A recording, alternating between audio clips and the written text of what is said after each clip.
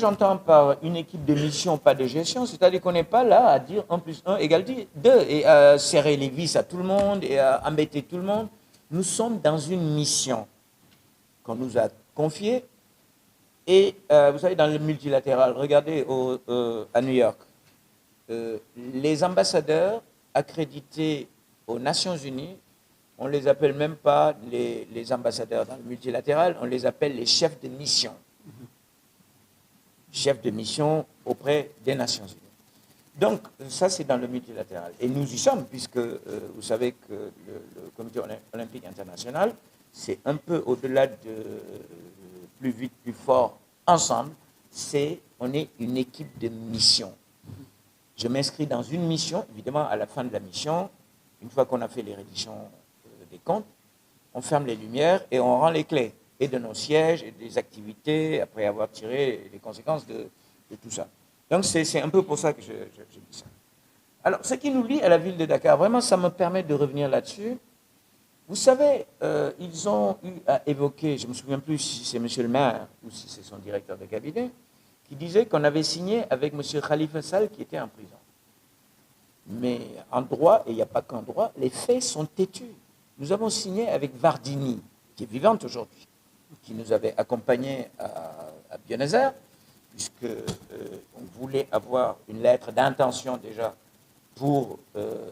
avant qu'on ait signé le contrat dot, pour montrer qu'on a beaucoup de monde autour de nous. C'est ainsi qu'on avait sollicité des Sénégalais avec des signatures existentielles triple A, comme Mokhtar Diop, de la Banque mondiale, le patron de la SFI.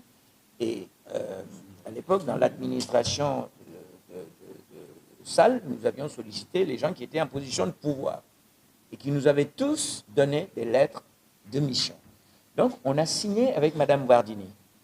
On n'a malheureusement pas signé avec Khalifa pour des considérations qui ne nous appartiennent pas et qui n'ont pas lieu d'être commentées ici.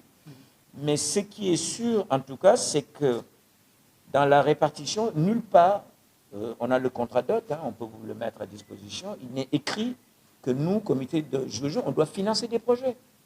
Qu'à cela ne tienne, qu'est-ce que j'ai fait à Paris? J'ai appelé mon ami Rémi Rioux de l'Agence française de développement.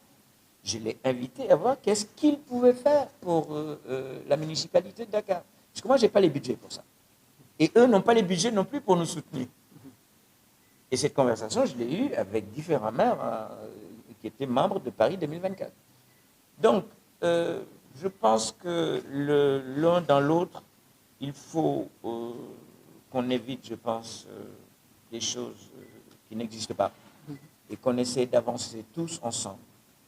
Et maintenant, plus que jamais, la ville de Dakar est la bienvenue et ses équipes participent à nos réunions.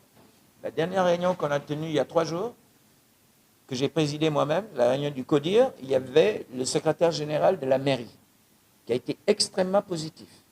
Nous avons également l'épouse du directeur de cabinet du maire de Dakar, qui participe à certaines de nos réunions. Donc, évidemment, le mandat lui est donné par la mairie. C'est pour ça que nous l'acceptons, bien évidemment. Donc, il n'y a pas, je n'ai pas le sentiment qu'il y ait quelque chose. Il va même complétera de toute façon ce que je dis ici.